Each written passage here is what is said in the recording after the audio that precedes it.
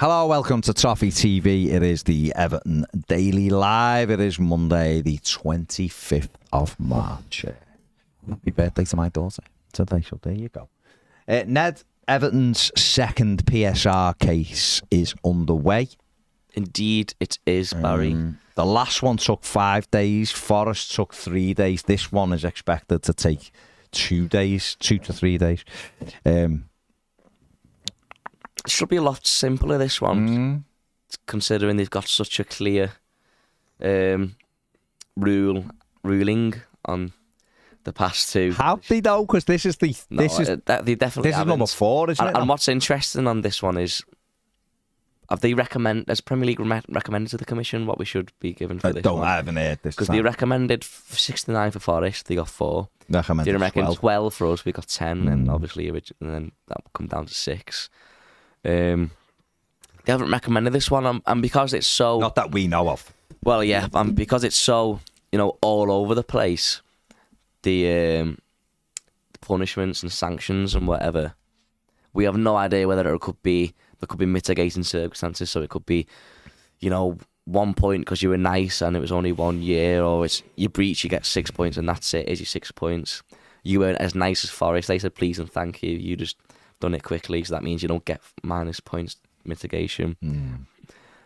And the nice thing with Forest is it's completely subjective. How cooperative is cooperative enough to get your points taken off? It's crazy. It is absolutely crazy. And really, there's no way that this breach, because already we've had a breach of 19.5 million, which led to 6 points deducted. Forest had a breach of 33 million or something, which led to 4.5, which led to 4 points deducted. What if this breach and our last breach, so the breach over 4 years, doesn't add up to more than Forest, and ultimately we might get, say we get another 3 points, we might get 9 points deducted for a breach that's less than Forest, and they got 4 points. It's crazy. It's mad. There is no...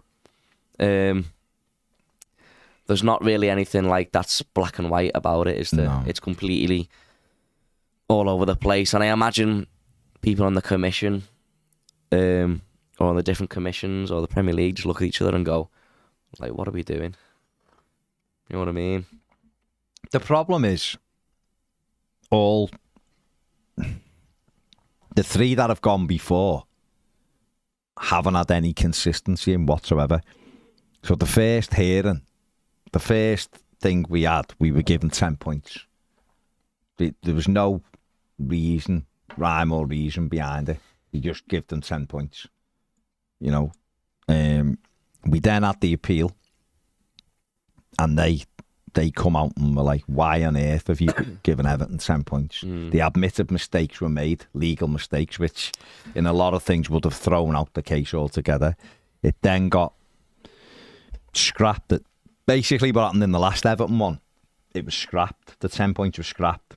And then the new people started at 3 for a breach and decided that Everton had aggravated another 3 points on top of the 6, which didn't make any sense, but hey, that's what they went for. And then the last commission, who's just done Forest, basically come out and went, I haven't got a clue why Everton got an extra 3 points. It's crazy. I've done the similar. They done 3, then aggravation up to 6, but then you sent 2 nice emails, so it came back to 4. So we've had 3 different punishments. So where's that written down in the rule book? If you're nice, you get points taken off. I think if they'd have stood up the first time and gone, no, you're getting 10 points, and it's because this is what we're giving people for breaching, and Forest will get the same. I know we'll still say it's 9 for administration. It's complete even bollocks. 6, even if they'd have gone 6. Yeah.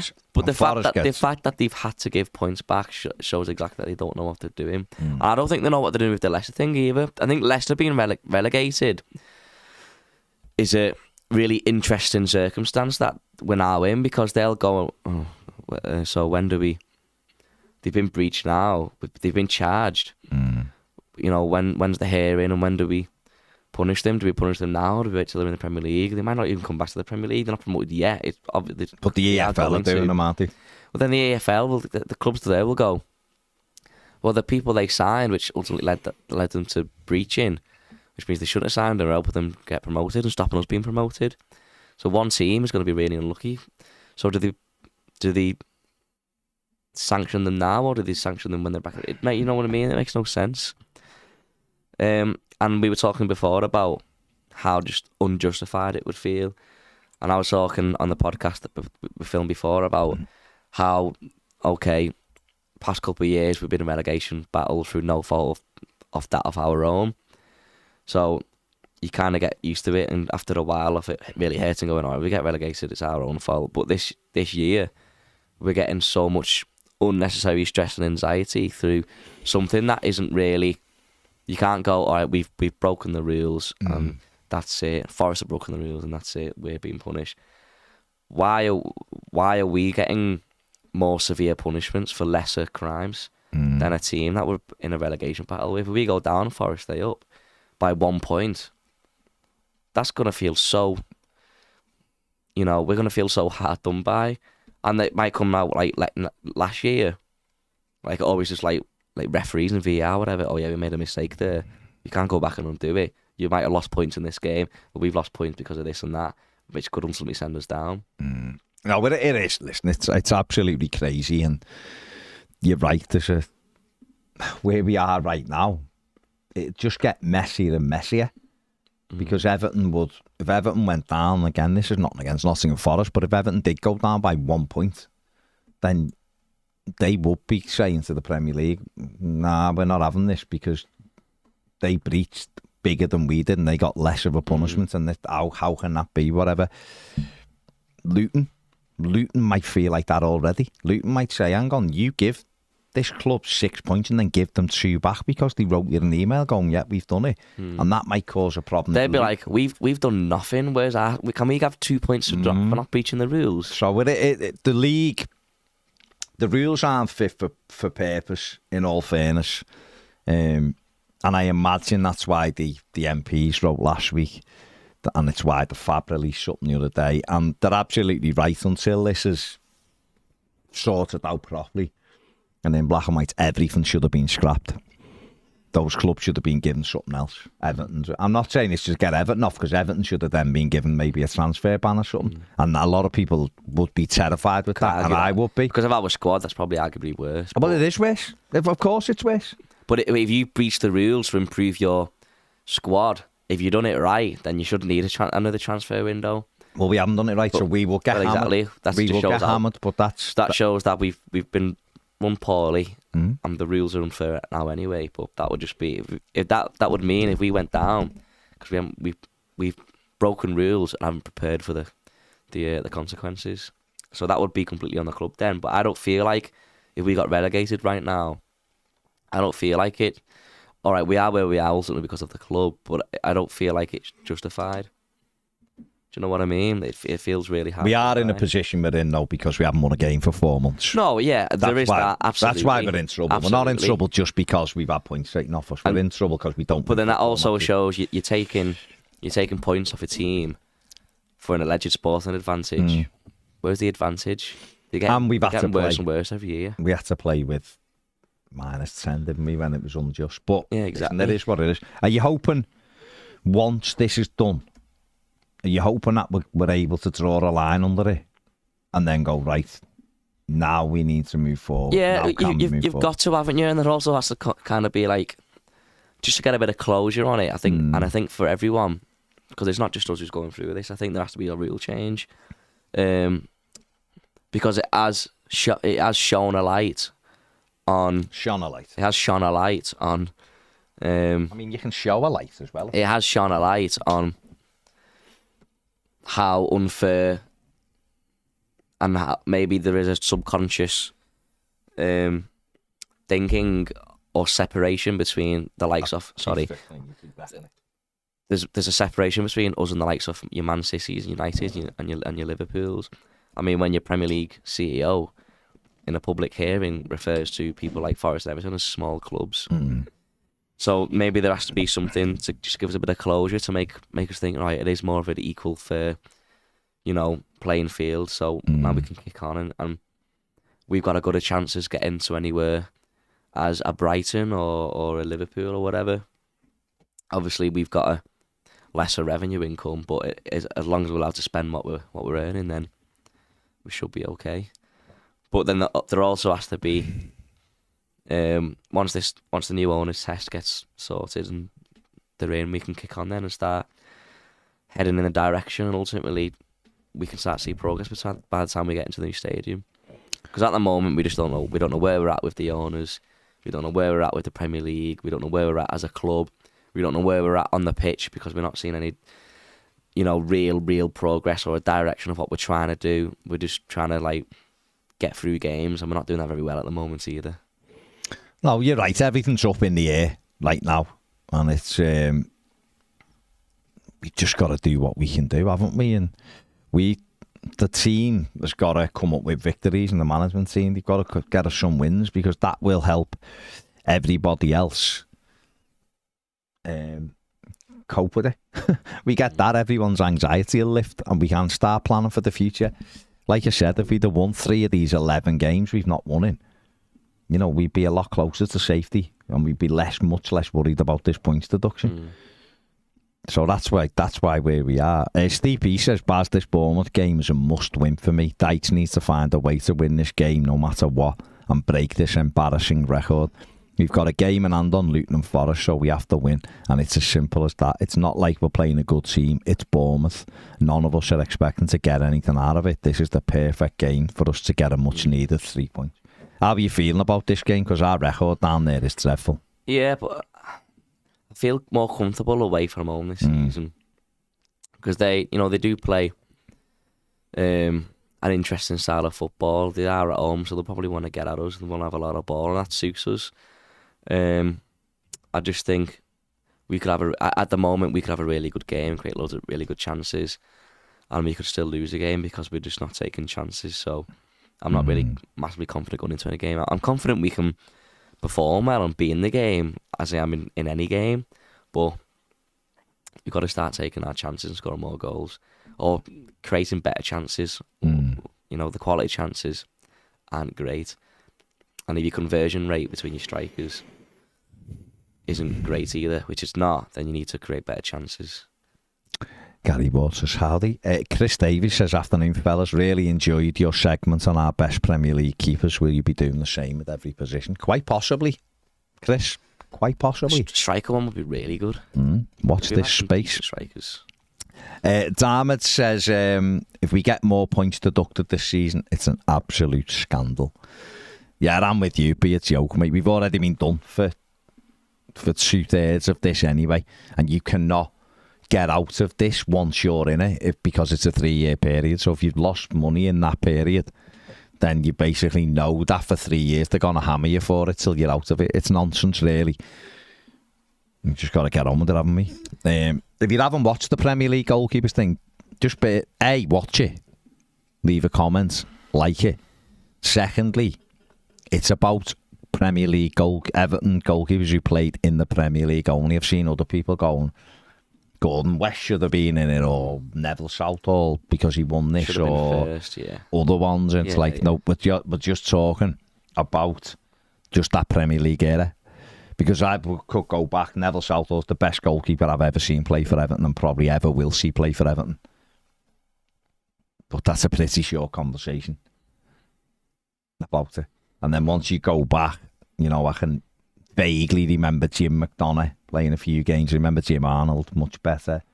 There was Bobby Mims and people like that higher up. But before then, George Wood, a very faint memory of him as a goalkeeper. Other people talk about Andy Rankin and different. I never seen them. I wouldn't have a clue how good. And there's only so many games of Gordon West we can go back and watch. Yeah, so and a lot of those games we could concede, the final we conceded 3 goals, didn't we? So it's not the whole thing is when you look at stuff like that, you're trying to do it. I'm not one of the football did begin before the Premier League, and a lot of people have forgot that. It's just that. It's sometimes when you're doing these lists, it's easier just to do the Premier League because obviously we've seen every game in that era. We know every keeper and other ones. It's somehow easier to do it, but there's a reason why so much content is Premier League focused, not just with us, with Sky and everything. That's why there is this perception that Premier League began in 1991 too. Football began in 92, 93. Yeah, exactly. Yeah. But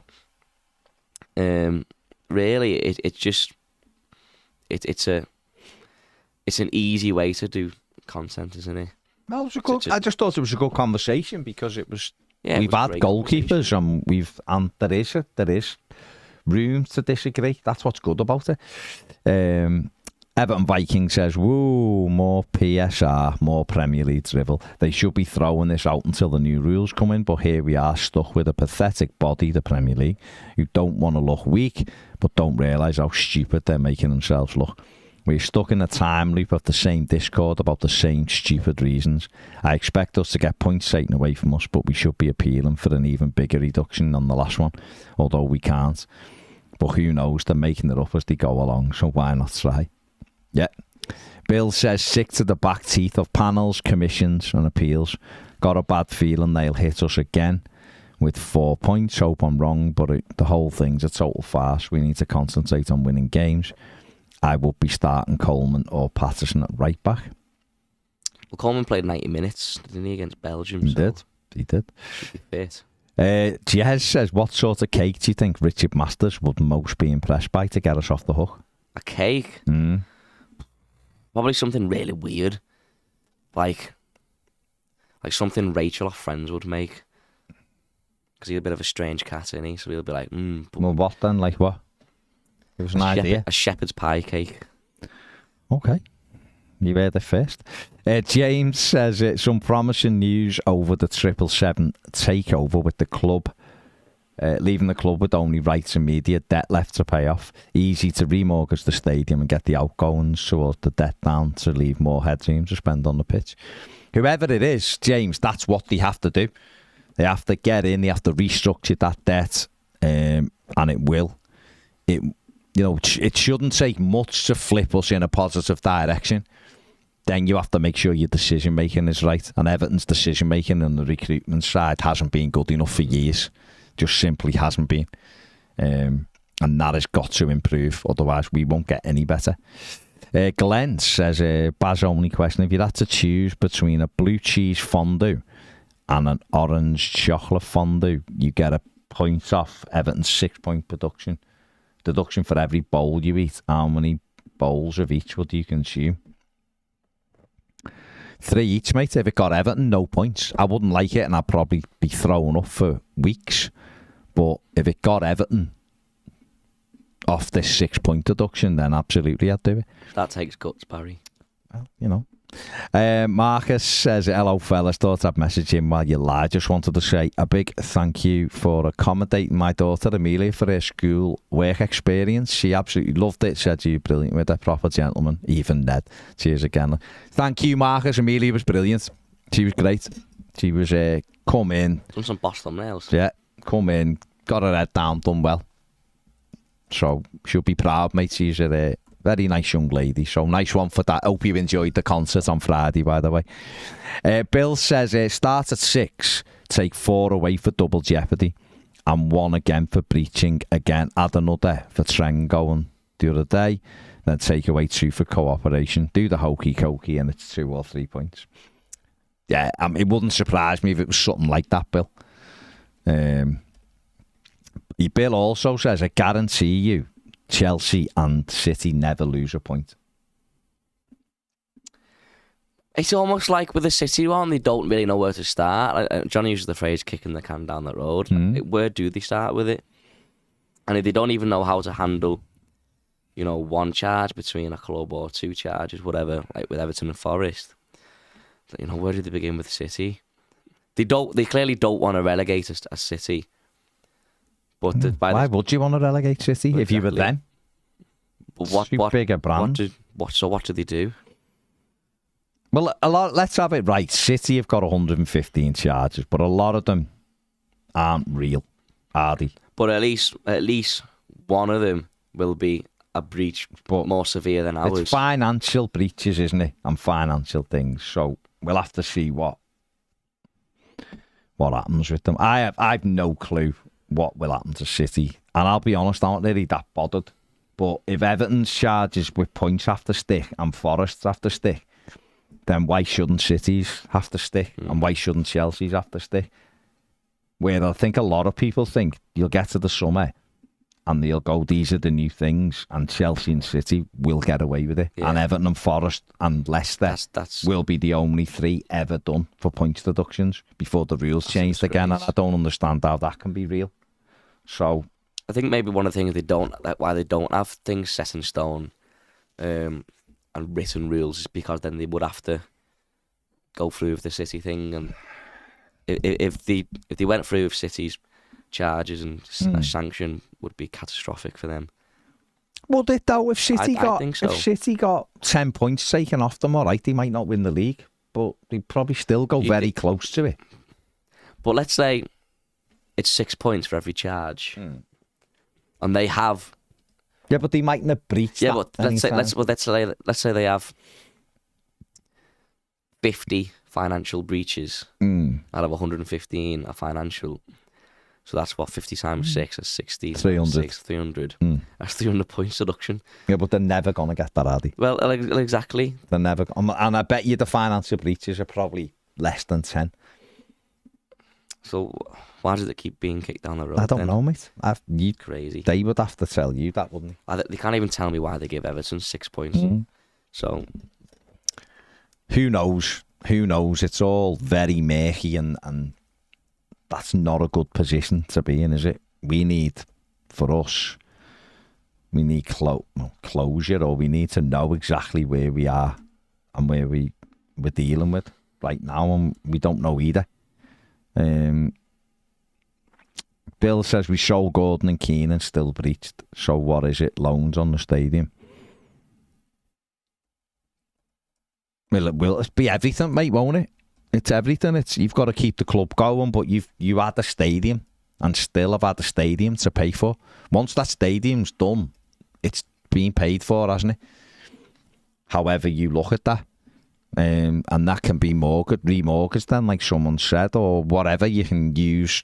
John Blaine's often said Everton should really be looking to sell a portion of that stadium and bringing in a big influx of money, and then obviously you divvy up the takings from it, if you like, to cover that.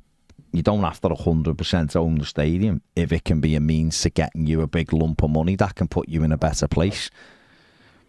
There's lots of other types of thinking that you can apply to that, but right now we need someone to take us over who are gonna restructure the debts, whatever debts they are, and get those payments down, and put the club on a more solid footing and be able to make. Because ultimately, let's be honest, right? All we really care about as football fans or as Evertonians is how can the team get better. Don't we? I don't care about PSR. I hate it. I hate having to talk about it so often. It's done wrong. The rules aren't fit for purpose. The rules have been put in place to protect a certain few clubs. We know that. We can see it by the fact that those clubs have got to sell players to not breach. The ones who are pushing the top 6. Makes me laugh. There's a story today, like Anthony Gordon's got a good relationship with Jared Brantwaite, so that'll convince Brantwaite to go to St James's Park. I'm like, Newcastle won't have any money to spend unless they sell Isaac for a start and not breach. So where are they getting 100 million to buy Brantwaite from? They're a club that proven that they can get into the top 4.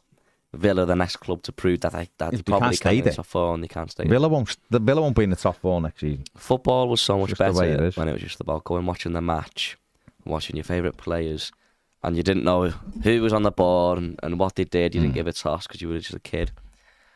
And that's how it really should be. It shouldn't be about the business and the politics. I don't go the match for the politics, but the politics have become so overshadowing compared to what happens on the pitch. Then it's just become everything that happens on the pitch is just crap. Well, it will, because you're cutting because the rules aren't fair.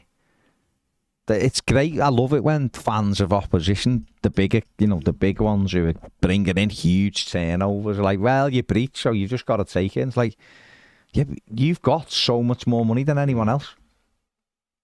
And we haven't breached by looking, and then obviously you get the uneducated ones who don't want, and by uneducated I mean ones who don't look at everything and understand it. They just see a headline or they just hear someone say something, and it's like, just go and have a look at the cuts that Everton have made in squad, in quality, in wages. Everything's gone that way. Talking about a sporting advantage, losing players, so the quality's been stripped away. So it's no surprise, I don't think, to anybody who's of blue persuasion that Everton are in the lower reaches of the league, because that's what happens. There's facts in place that the teams who pay the highest wages generally finish near the top. Got the better play. That's a true correlation. It's not always about what you spend in terms of buying. It's where are you on the wages scale. And if you go look down, Liverpool and City are up. Like, Liverpool are certainly in the top two, if not, they were top for a while, but the top City, 2 or Liverpool, 3, United, something like that. They pay the most money. Chelsea probably, right? But City and Liverpool are up in the top 3. The pair of them, they're the best 2 clubs in the land. And Arsenal are up there and that's how you go down the league to see where they are. And normally the teams who are at the top are the teams who kind of finish in the European places, and they might move around a little bit, but that's generally where they are, because they've got good footballers, and good footballers cost big wages. So it's difficult to go, wow, you've done this and you've done that and you broke the rule, because you just laugh and go, this is nonsense, because it isn't about sporting advantage. PSR rules literally say it's not about sporting It's not as if we're spending more money than them and we shouldn't be allowed to. If it was like, if there was, all right, who's got the most revenue, their wage bill, what they can afford, that's the maximum anyone can afford. That's the maximum anyone can spend. And we went and spent more. And hang on, we're only allowed to spend, everyone's allowed to spend so many million. They're spending more than that, and we're not allowed. That's a sporting advantage. But when a club is allowed to spend X and Y is like a third of X, and you spend more than Y because that's what you're allowed, and it's nowhere near X, how is it a sporting advantage? How are we advancing more than like the teams at the top? We're just trying to get there. That doesn't make any sense. Stan Collymore said the other day, didn't he? I don't know whether people like agree with Stan Collymore or like him, don't like him, whatever. But he said the other day, we're just, unless this is ripped up, like the whole thing, and looked at properly, we're just creating 2 leagues. We're creating a thing where you can't get near the teams who are in Europe every year, so the gap's just getting bigger and bigger and bigger and bigger. Now, okay, you might get a Newcastle who come in for 1 season, but I don't believe Newcastle are getting Europe this season. I don't think they'll finish. I think they're struggling to get back into Europe. Top 7. Goes to 8, they might have a chance, right? But they're in there battling with Chelsea now. We were right next to them. Brighton. But if they were allowed to kick on they were going in the right direction. If Newcastle would have been they were allowed to kick on in the summer. But they're not. They're going to have to sell. To get in Champions League. Who's to say they couldn't have gone for the league? Right. No, well, they could have been in that question. Me, I'll say you. It didn't take Arsenal very long for them to enter. Arsenal are a very good side, mate, and spent 600 million quid in the process. Newcastle could have signed 3 really, really good, important players. But my point is, they got in the top 4 and they're nowhere near it this year. Villa getting the top 4 this year, if they do, and it looking like they've got a really good chance. They've been brilliant. I bet you I bet you Aston Villa don't get in the top 4 next year. Because they won't be allowed to. They'll have to sell Ollie Watkins, or they'll have to sell Jacob Ramsey, or they'll have to, and things will level out, because you can only get the way the rules are. And this is what Stan Collymore was saying the other day. He was like, you can only get to a certain point. But them other teams are sound because they're in Europe and they're getting all the sponsorships, they're getting all of the prize money, they're getting, and they're already better than everyone. So that gap's just getting bigger and bigger, being able to do it. And we are at a point where we've got to be very careful for every club. The only thing putting clubs in actual trouble is these PSR rules. If not, we'd be all getting boss owners earning more and more money. But I think you've got to have something where it can't. I don't also agree with it can be the Wild West. No, because there's got to be a cap. There's a football pyramid, and we're at the very top of that pyramid, and there's clubs below us that, as we get further away, they get more and more likely to end up like a berry. So there has got to be some sort of cap, but stopping people investing in a business but allowing people to invest in it more is a nonsense. It's crazy. It is mad. When you're in the same league anyway. Yeah, it's crazy. Harrison says it's actually depressing having to deal with all this speculation every week. Credit to you guys for keeping us informed. It is horrible, isn't it? We just want to move on, don't we? It just feels like if you can, people grab you. Whenever you look like you're trying to make a little bit of progress, someone just pulls you back down. It's horrible. I mean, Tom says there, get rid of PSR. If you go bust, that's on you. That's a great point. When has anybody ever gone bust? Well, no Premier League club has. Exactly. Portsmouth got close, didn't it? But well, that's why. Yeah, but don't forget. Portsmouth were in the Premier League then, but clubs that are in real danger of going bust, their leagues have different rules to ensure they don't go bust. We're less likely to go bust. And it's why we have different rules. The rules are nonsense, but the way round it is. It's why they have real-time financing in lower leagues. The way round it is, right, is to have someone look at every owner, right, and every owner has to basically say what they're trying to do is they're trying to make sure, like, an Everton Football Club doesn't go out of business, right? Because it's our club and we're fans, we can't affect it, right? Isn't that why they have the fit and proper owner test? Well, yeah, but that's what they're trying to do, right? That's what they're saying they're trying to do. They're telling you that's what PSR's for in the rules because it tells you that. But what they're doing is they're hitting you with Sporting Advantage, which has got nothing to do with it. It's completely contradicts it. But what they should be able to say is to those owners, like, yeah, no problem. You want to spend money? No problem. Right? We all spend whatever. But you have to guarantee that if this club gets into trouble, you've got the money to bail this club, to put this club at naught, then you can put the club up for sale. But you need to make sure you fund this football club every day. So if you're going to go, I'm spending 200 million this summer. Say it's Farhad Moshiri. I'm going to spend 200 million on players. And I think the players we're going to is going to put us back in the battle for the top 4 or the top 6, whatever, going to create more money for the club. I can take some of that money back into me because I've spent it, but also it's going to make more for the club. The Premier League should be able to go, that's fine. So you want to spend that 200 million on players, sound. But just give us the evidence and the written thing that that's your money. So this football club is operating at this level. You want to put money in, that's your money. You have to guarantee it so we can come for you. And that's a way to do it. Then that means everybody has got the chance. Not everyone's going to be able to do it. And if you don't, and you enter administration, that's where you get your 9 points deduction. It should have been. I know, but you don't want. But I think what they're trying to do is they're trying to not put football clubs in that position. So that's what I'm saying. If you must, like a bond or whatever, the owners have got to front up. You can't just go, I own Everton. I've passed the Premier League's fit and proper test to run Everton Football Club. And then halfway down the line, I just go, I'm bored of it. I don't want to fund this anymore. Whatever. And then stop paying bills or whatever. And the next month, the club goes into administration, which means it costs lots of people money. You know, administration's being bounced around as this, like, magic pill. Gets rid of everything. It's costing people money everywhere. Everything gets cost sold jobs, for cheap. Players get sold for cheap, and other clubs who are relying on everything. Other clubs who are relying on your money. Rights and media basically owns them, don't they? They take everything. Well, they won't take everything because there won't be everything there for them to take. Beat it into administration. We have to start selling off the stadium. Do you think? Well, it depends what the administrators do. The administrators would come in and go, right, you've gone into administration because you're losing X amount, right? What can we do to stop this?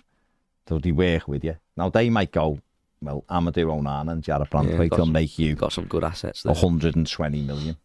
will sell them, but they might sell them and go, well, and then clubs should look then and go, well, we know these are fucked, so we can just say, we'll give you 50 million for Branthwaite, even though Everton could get maybe 80 for them. They go, well, there's 50 million. The administrators go, that'd wipe out a big portion of this. Off you go. Onana, someone might go, give you 30 million for him. And go, yeah, but he's worth 60. Well, we'll give you 30 now, take it or leave. And the administrators go, yeah, just take it. There's 80 million off the deck gone. We've been able to pay some of these. And then all of a sudden you're going, we've lost 40 or 50 million pound we might have got for those extra, for those two players, just because someone wants to get it done and dusted. People lose their jobs. Other people don't get money what they're owed. Udinese wouldn't get money for Beto. Some might go, but that's not good for Udinese. They had an asset in it. And the people we owe money. And there's all of that stuff. Like MSP now, who gave us 150 million. Vice Media, who gave us a lot more. They don't give us it, they loan you it. Well, yeah. But there's loads of clubs, 14 clubs are with Rights and Media funding, or 12 clubs or something. That's just for cash flow, isn't it? I wish there was an Everton game on the weekend now, because we could have talked about footy. Well, that's it, isn't it? We all want to get back, don't we? But it's all good. Corin says, hello lads, hope you're both well. Welcome to a bad news Monday for Everton. It's all a load of bollocks. And PSR's a joke. Probably get another 10 points deducted.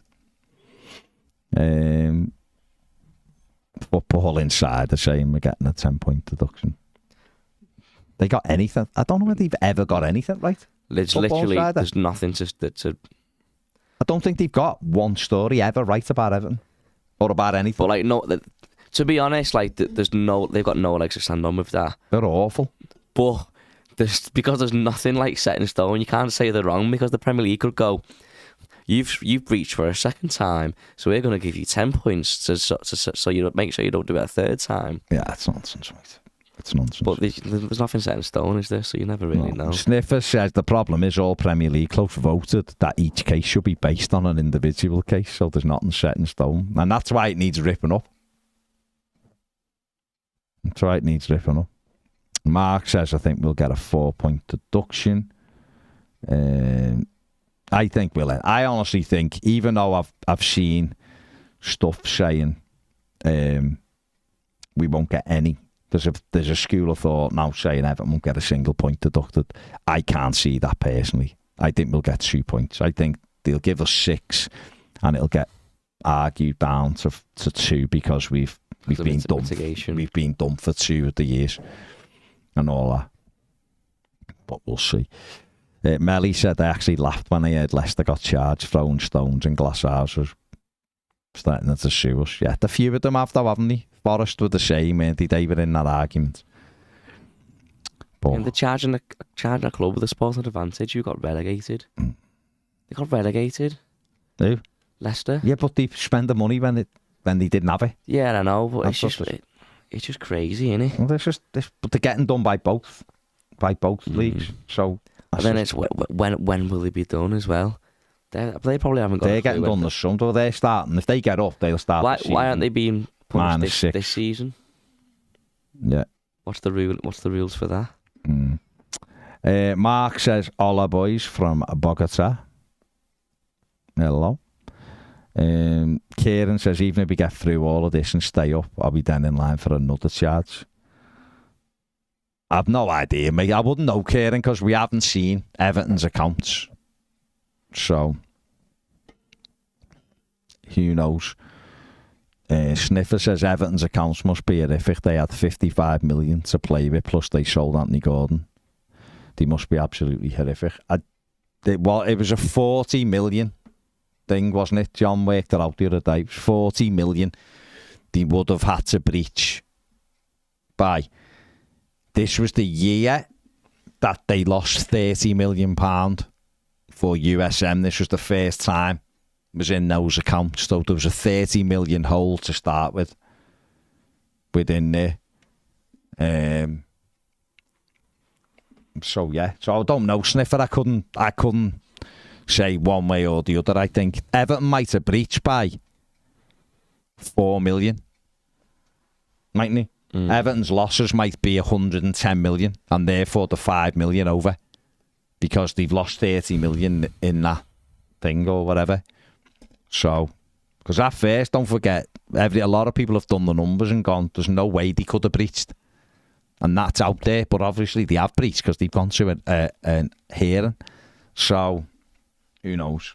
Who knows? Without seeing the books, all I know is that the club, when we've asked the club, the only real thing that has been said is that year, the 22-23, was the first season that the USM 30 million sponsorship was taken.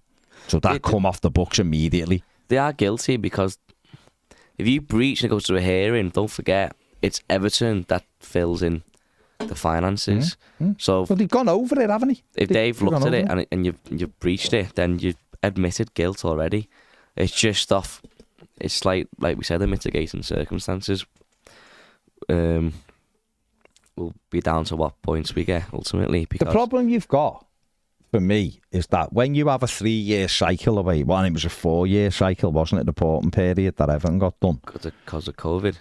It was 40 putty clumped 2 years together. But when you've got that cycle, and in 2 of those years you've got losses on, then you're in trouble, really, in the next one, because you can't right the wrongs of 2021 and 2024. You've just got to go with it, you know what I mean? That's stupid because you've been done.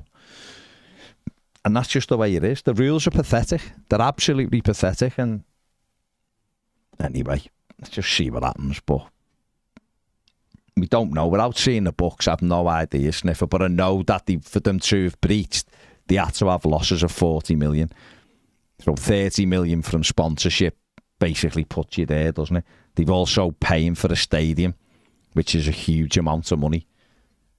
They own the stadium. There'll be no debt really attached to the stadium. Well, it'll be a free stadium when it's complete, and it's nearly completed now. There isn't much more to pay on it. So they'll have a stadium out of it. It is what it is, isn't it? Player trading wise, Everton were the only club to make a profit. Oh, Everton and Brighton. Player trading wise, Everton are the only club in the last 5 years. Oh, sorry, 1 of 3 clubs in the last 5 years who have made positive PSR from player trading. So it's got nothing to do with buying and selling players. So therefore, what's the external thing that is on top of that thing? Losing a huge amount. It's 240 million naming rights has gone, which they've lost, which is a whole.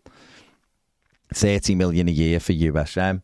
But building an actual stadium is the external factor there. Without that, so I know you can see the headlines and go, God, that's terrible that's happening. You have to ask yourself, well, hang on, they're building this big thing. If I go and put a big extension on my house, doesn't matter what's happening, I've got to pay for the extension. It's going to make my finances look bad, isn't it? But you've had planning permission for that extension already, and it's like them going at the last minute. No, I changed my mind. Yeah, of course. Where at Forest, it was black and white. It was you spent money on players you can't afford to stay in the league. I think you should be. I know they probably massively overdone it, but if the gulf in quality between Premier League and Championship is so big, if you want to stay in the Premier League and you want to progress, you should be allowed to spend the money you've got. If you've got the money, they're just saying they completely blown it out the water, but. At the end of the day, they got 4 points and we got 6. I'm even past that now. I'm just thinking about this one. I'm just like, I have no idea what comes from this one. We'll see.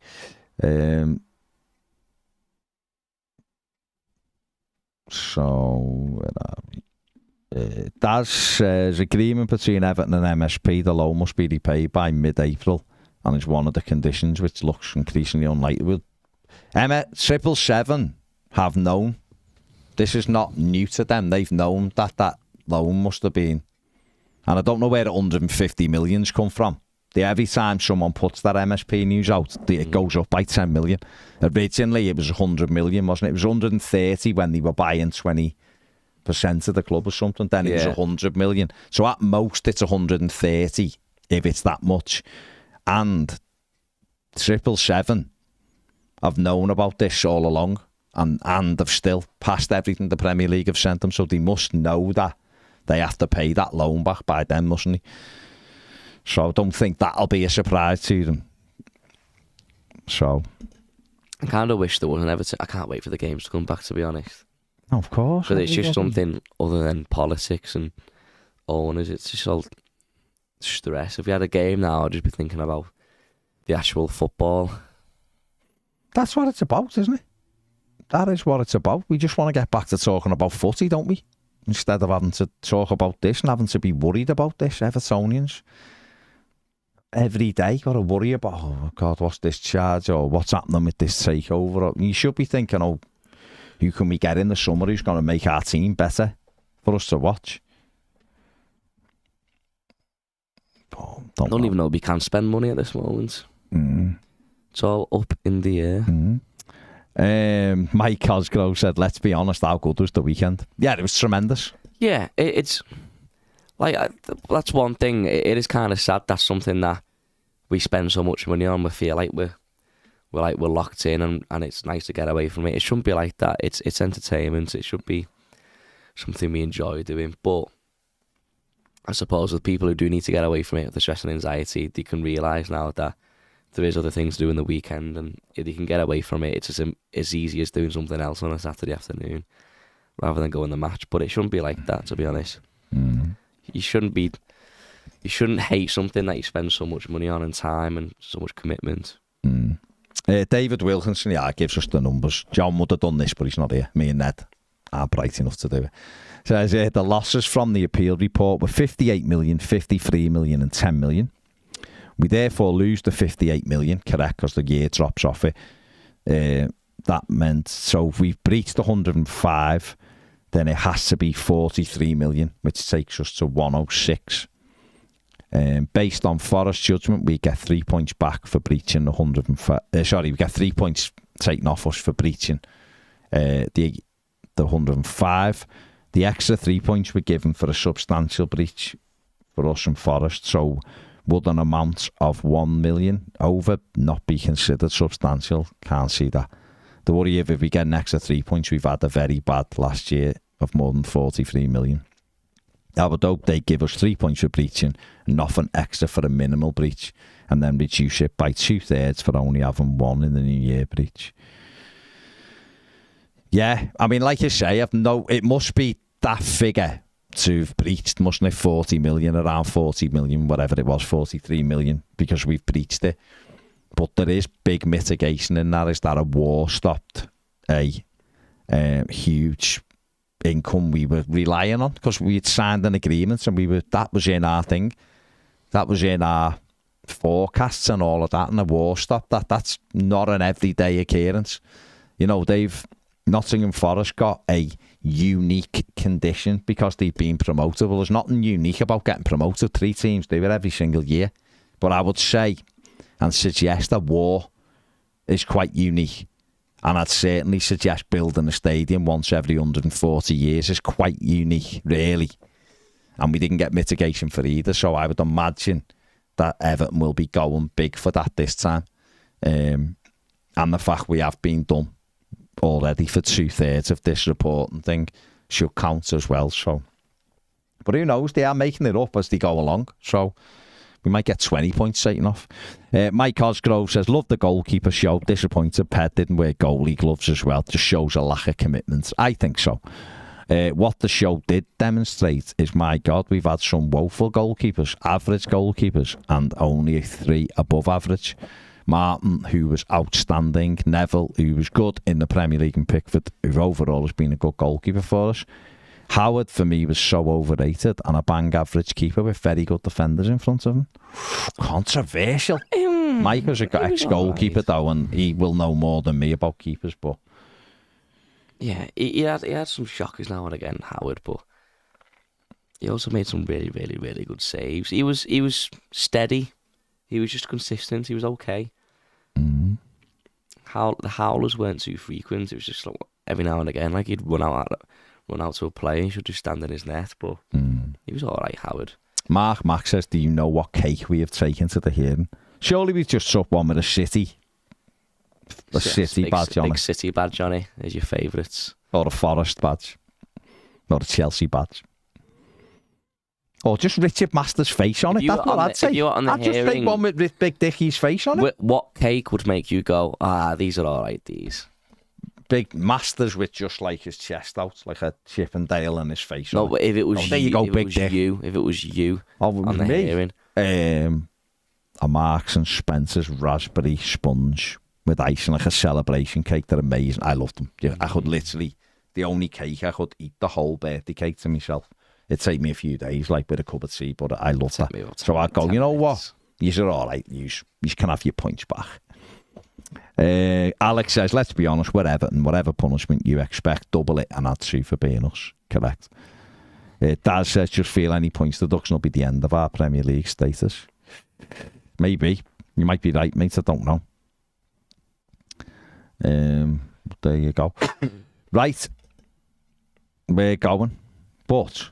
Oh, Dad says a coffee and walnut cake. Nah, see, I like walnuts and I quite like coffee, but I couldn't eat. I'm rubbish at eating like coffee and cakes and that. I do love a cup of coffee, but coffee sweets as well. I can't eat them. I don't know why. I really wish that Michael Scott was like my boss. He just eat cake every day. No, he loves it. He loves cake, doesn't he? He loves it. Right, we're going to be on More Than a Game in, 8 minutes, 2:15. We're going to be on there. So stay. The link will be here. Just leave it on. We'll be talking a bit. Well, we might mention this a little bit more, but we talk about anything else that's going on in the world of football for half an hour. So come over there and keep us company over there. Like I say, you don't have to do anything. We'll just take the magic link. We'll send you over there, the transportation link, and carry on. It's a Monday afternoon. What else have you got to do? See you in a minute.